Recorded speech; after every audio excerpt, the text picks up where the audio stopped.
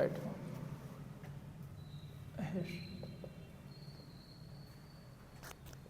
आज कहाँ पढ़ाना है? तो वहाँ तक, यानी कि हाँ ये सब आपको हो गया था। आज कहते सुभाष चंद्र बोस का बताएंगे ना। सुभाष है सुभाष चंद्र, चल रहा है ठीक, चंद्र बोस। देख रहा है क्लियर ना? देखो इनका शॉर्ट नेम हम लोग ऐसे भी लिख सकते हैं, सुभाष चंद्र बोस ना, सुभाष चंद्र बोस। इनका थोड़ा सा परिचय देख लेते हैं। इनका जन्म कब हुआ था? 1897 में हुआ था इनका जन्म, ठीक, 1897 में। कहाँ हुआ था? तो उड़ीसा के कटक में हुआ था। कहाँ हुआ था? उड़ीसा के कटक में इनका जन्म हुआ था, ठीक। तो इनका जन्म जो है 1897 में उड़ीसा के कटक में इनका जन्म हुआ था। और अगर हम लोग देखें तो सुभाष चंद्र बोस जो है अपने जीवन में इन्होंने आईसीएस की परीक्षा पास किए थे। आईसीएस, जिसे उस समय इंडियन सिविल सर्विस कहा जाता था, आज के समय में उसे आईएएस कहा जाता है, इंडियन एडमिनिस्ट्रेटिव सर्विस, ठीक। तो इन्होंने आईसीएस की जो परीक्षा उत्तीर्ण किया था, ये किए थे 1920 में। 1920 में इन्होंने आईसीएस की परीक्षा पास किया था, ठीक। उसके बाद इन्होंने क्या किया था? आईसीएस से त्यागपत्र इन्होंने दिया था, त्यागपत्र। आईसीएस से इन्होंने त्यागपत्र दिया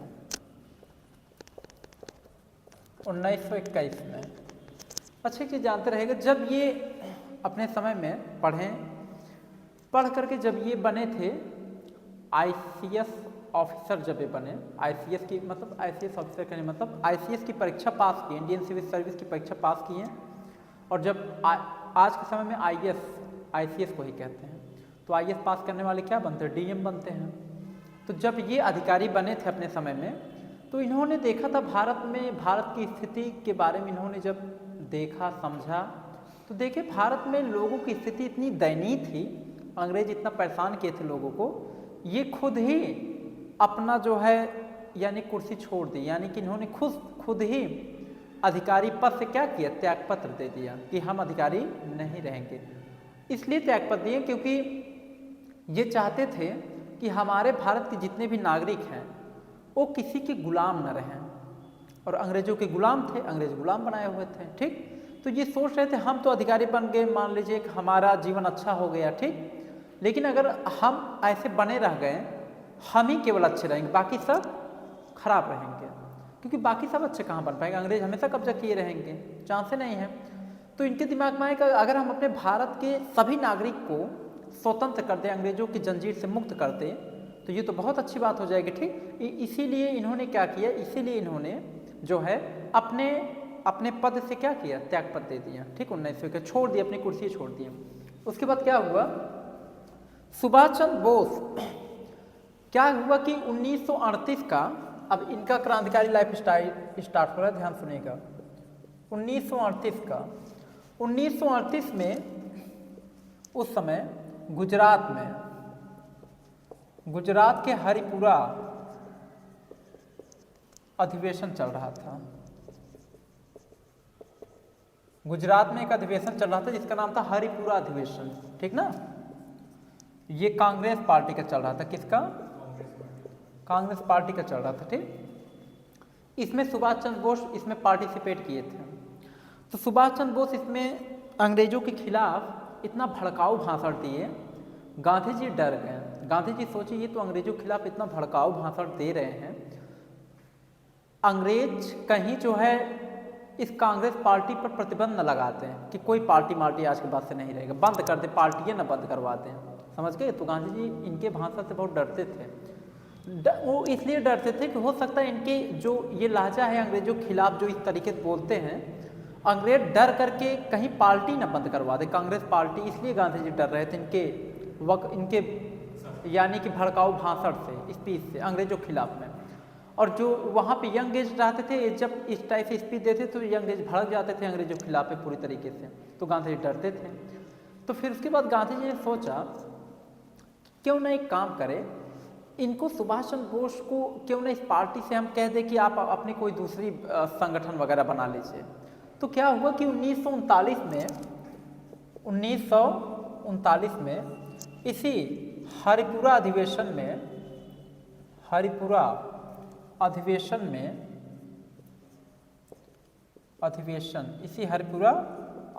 में 1939 के हरिपुरा अधिवेशन में ही ये सुभाष चंद्र बोस जो है चुनाव लड़े कांग्रेस पार्टी में।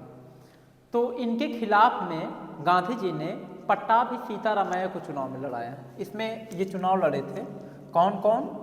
सुभाष चंद्र बोस, और गांधी जी ने इनके खिलाफ में पट्टाभी सीतारामैया को चुनाव में उतारा था। ठीक, पट्टाभी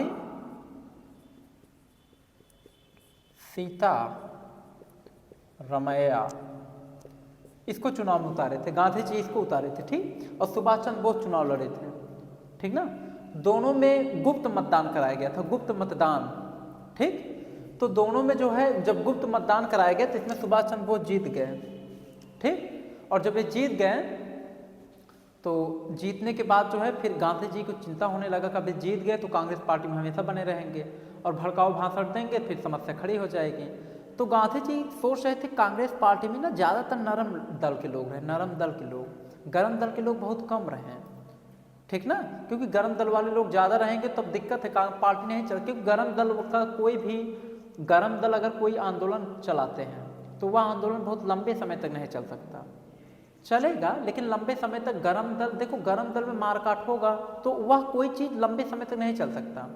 तो गांधी जी का विचार था कांग्रेस पार्टी में नरम दल के लोग रहें ताकि कोई भी अधिवेशन कोई भी अगर आंदोलन हो तो लंबे समय तक चलता रहे। ठीक, तो इसी को ध्यान में रखते हुए गांधी जी ने सोचा एक काम करें, सुभाष चंद्र बोस से कह दें कि ये जो है अपनी एक अलग कोई पार्टी बना लें, क्योंकि इसमें रहना इनको ठीक नहीं है। तो गांधी जी ने सुभाष चंद्र बोस से कहा कि देखिए आप एक काम कीजिए, आप अपने गर्म दल वालों के साथ में कोई एक अलग संगठन वगैरह बना लीजिए, कोई एक अलग पार्टी बना लीजिए, इसमें आप मत रहिए। तो गांधी जी के कहने से सुभाष चंद्र बोस जो है कांग्रेस पार्टी छोड़ दिए। छोड़ करके इन्होंने एक अलग अपना संगठन बनाया जिसका नाम दिया फॉरवर्ड ब्लॉक। क्या नाम दिया?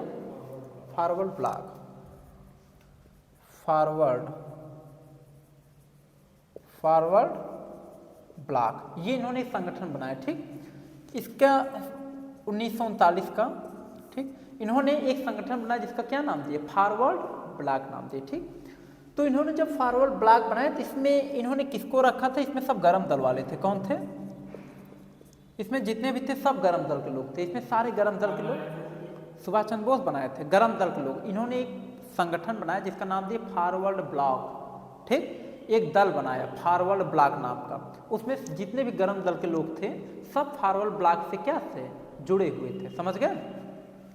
उसके बाद क्या हुआ कि अब इनके दिमाग में क्या हुआ कि अब इनका फॉरवर्ड ब्लॉक का जब गठन हुआ, ये फॉरवर्ड ब्लॉक, ठीक, तो इनको जो है क्या हुआ कि इसके तहत ये लोग जो है अब आंदोलन वगैरह धीरे धीरे करने लगे अंग्रेजों के खिलाफ में। तो बाद में क्या हुआ, अंग्रेजों ने इनको पकड़ करके जेल में बंद कर दिया था। इनको सुभाष चंद्र बोस को जब अंग्रेजों ने इनको जेल में बंद कर दिए तो ये क्या किए कि जिस जेल में बंद किए थे अंग्रेज, बंगाल के जेल में इनको बंद कर दिए गए थे। ये अपना दाढ़ी उड़ी बढ़ाए मुसलमानों से, क्योंकि उधर मुस्लिम ज़्यादा रहते थे। दाढ़ी उड़ी बढ़ा किसी प्रकार जेल से भाग निकले, और जब जेल से भाग निकले तो वहाँ रुके नहीं, डायरेक्ट पहुँचे जर्मनी। उस समय जर्मनी का तानाशाह कौन था? हिटलर था।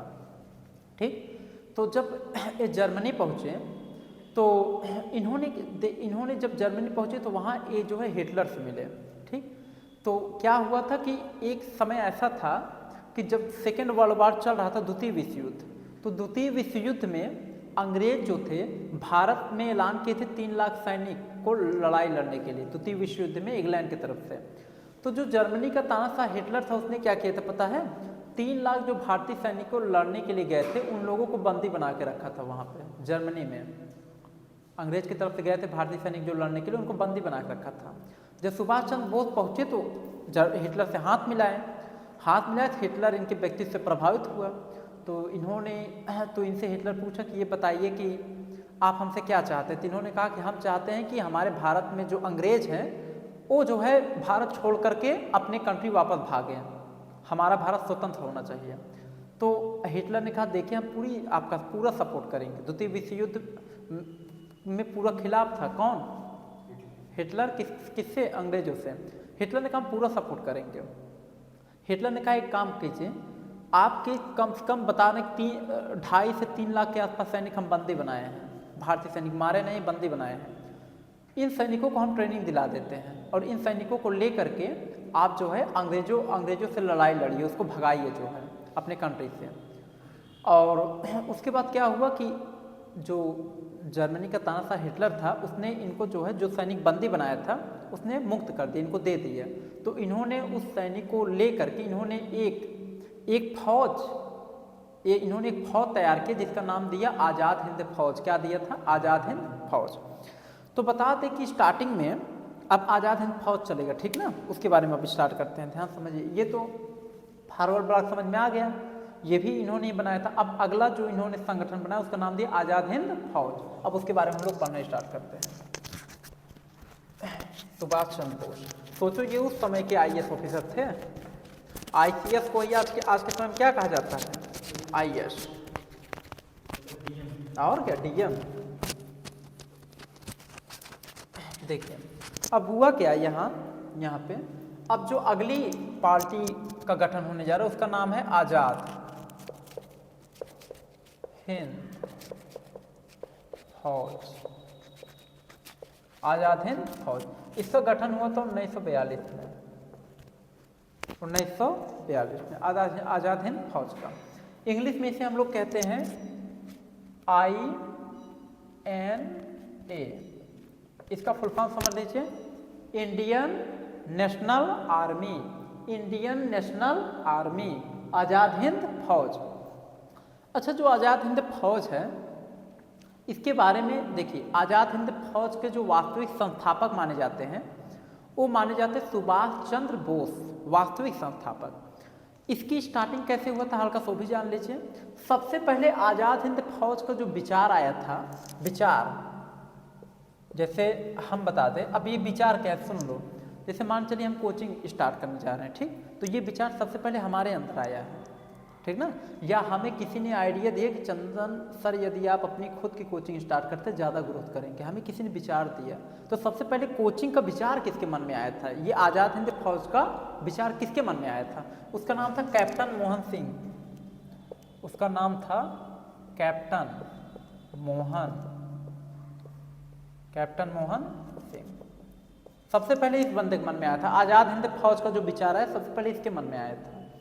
उसके बाद इसके जो है कुछ समय तक संस्थापक थे। इसकी जो स्थापना की थी स्टार्टिंग जो इसका फाउंडेशन रखे थे उनका नाम था रास बिहारी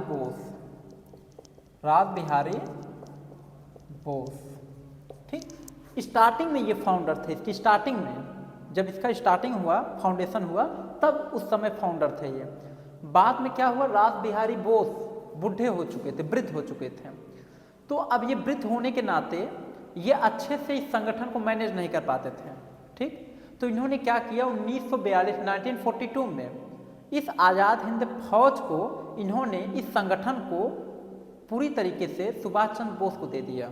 कहें कि अब आप इसके मतलब अब आप इस संस्था को पूरी तरीके से जो मैनेज करना है वो अब आप कीजिए, आपके हाथों में। समझ गए?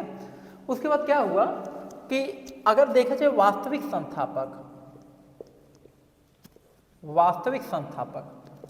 संस्थापक किसे माना जाता है? सुभाष चंद्र बोस को। अच्छा, इन्हें वास्तविक संस्थापक क्यों कहते हैं? क्योंकि इन्होंने लंबे समय तक इस आज़ाद हिंद फौज को बनाए रखा था, इसलिए इन्हें वास्तविक संस्थापक माना जाता है। कोई दिक्कत? अब यहाँ पे क्या हुआ कि जब आज़ाद हिंद फौज के वास्तविक संस्थापक सुभाष चंद्र बोस बने 1942 में, तो सुभाष चंद्र बोस ने क्या किया कि जो 3 लाख सैनिक, 2.5 से 3 लाख के आसपास जो सैनिक हिटलर ने ट्रेनिंग दिला करके सैनिकों को प्रशिक्षित करके जो तैयार किया था वो इनको दे दिया। किसको? सुभाष चंद्र बोस को। सुभाष चंद्र बोस ने उन 3 लाख के आसपास के सैनिकों को अपने आज़ाद हिंद फौज में रख लिए। ठीक, आज़ाद हिंद फौज में रख करके ये चले गए कहाँ? जापान चले गए। कहाँ चले गए? जापान, क्योंकि इनको अच्छे हथियार वगैरह और लेने थे, तो ये जापान चले गए। अच्छा, जब जापान चले गए, गरम करते थे। तो जब ये जापान चले गए तो जापान से कहने लगे कि पूरा अपने भारत के बारे में पूरा जापान से बताएं। तो जापान ने इनका पूरा सहयोग किया। जापान ने कहा ठीक है, आपको हथियार चाहिए, अंग्रेजों को भगाने के लिए हथियार चाहिए, जो भी आपको गोला बारूद चाहिए हम आपको देंगे, आप जाइए जो है अंग्रेजों से लड़िए, कोई दिक्कत नहीं, सब सप्लाई हम करेंगे बंदूक वगैरह का। तो ये जो है उसी समय जब जापान से वापस आ रहे थे आज़ाद हिंद फौज के सैनिकों के साथ, इन्होंने उस समय एक नारा दिया था, दिल्ली चलो। क्या नारा दिए थे? दिल्ली चलो। तो दिल्ली चलो का नारा उसी समय दिए थे, सुभाष चंद्र बोस ने दिया था। ठीक, इन्होंने नारा दिया, नारा क्या दिए थे? दिल्ली चलो। दिल्ली चलो का मतलब अब हम लोग दिल्ली चलो, मतलब दिल्ली चलेंगे, अंग्रेजों को मार भगाएंगे, समझ गए कि नहीं? ये इनका नारा था।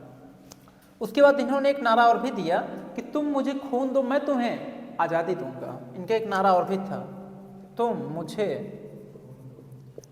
मुझे खून दो मैं तुम्हें आज़ादी दूंगा। बहुत बड़ा हाथ तो था, है प्रेशर बना रहे थे बाहरी कंट्रियों से अंग्रेजों के ऊपर। ठीक, तुम मुझे खून दो मैं तुम्हें आज़ादी दूंगा, ये नारा भी दिए। और इसी नारे के साथ ये लोग जो है आगे बढ़ते चले गए। उधर से क्या हुआ कि पूरी सप्लाई जापान हथियारों की कर रहा था, सुभाष चंद्र बोस को दे रहा था, बराबर पहुंचा रहा था। एक समय ऐसा आया कि पूरी सप्लाई कर रहा था, मतलब ये लोग अंग्रेजों से लड़ रहे थे और जो है इनको हथियारों की सप्लाई जापान कर रहा था, बराबर हथियार दे रहा था, सप्लाई कर रहा था। तो बीच में क्या हुआ, अमेरिका का एक शहर था पर्ल हार्बर, बहुत विकसित था, इंडस्ट्रियल फील्ड में बहुत आगे बढ़ रहा था। जापान ने उस पर अटैक करवा दिया था और उसका शहर पूरा तबाह करवा दिया था। अमेरिका ने कसम खाया कि हम छोड़ेंगे नहीं जापान को। अमेरिका को 1 साल लगा परमाणु संपन्न होने में, परमाणु बम से पहले संपन्न बना। उसके बाद बता दें लगभग देखा गया, लगभग जो है 6 अगस्त 1945 को, 6 अगस्त, इधर ये डेट याद कीजिए रहेगा, 6/8/1945 को। और उसके बाद जो है एक हुआ था 9/8/1945 को। ठीक, इन दोनों डेटों में जापान के नागासाकी और हिरोशिमा पर,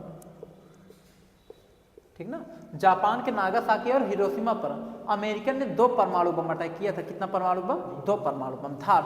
पहले 6 अगस्त को अटैक किया, ठीक, नागासाकी, फिर 9 अगस्त को हिरोशिमा पर 2 परमाणु बम अटैक किया था। उसके बाद जापान ने पूरी तरीके से सरेंडर कर दिया। क्या कर दिया? सरेंडर। जो जापान था ये क्या किया, पूरी तरीके से ये सरेंडर कर दिया कि अब हम युद्ध नहीं करेंगे। अच्छा, जो जापान से सप्लाई हो रहा था बंदूक का, गोला बारूद का, सुभाष चंद्र बोस को जो सप्लाई कर रहे थे वो धीरे धीरे बंद हो गया। ठीक, अच्छा, जब बंद हो गया तो इसी बीच जो है सुभाष चंद्र बोस वापस जापान गए, क्योंकि बंद हो गए तो इनको जाना पड़ा कि क्या रीजन है। तो ये गए, वापस जापान गए। अच्छा, जापान जब वापस गए, चले तो गए, आते समय जैसे जहाज से गए थे तो आते समय विमान दुर्घटना में इनका डेथ हो गया था, सुभाष चंद्र बोस का।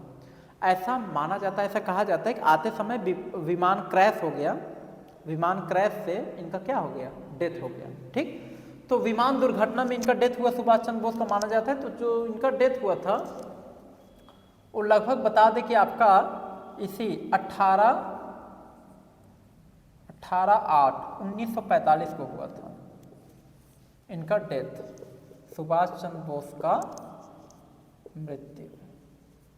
समझ गए कि नहीं, विमान दुर्घटना से। तो 18/8/1945 में सुभाष चंद्र बोस जापान से आते समय विमान दुर्घटना से क्या हो गए, मारे गए। समझ गए, मतलब इनका डेथ हो गया। उसके बाद हुआ क्या, जब इनका डेथ हो गया तो भारत में ये जो, अच्छा इसके पहले बता दें, मतलब डेथ होने से पहले सुभाष चंद्र बोस यहाँ तक कि जब निकले थे जर्मनी तो ये सिंगापुर की तरफ भी गए थे।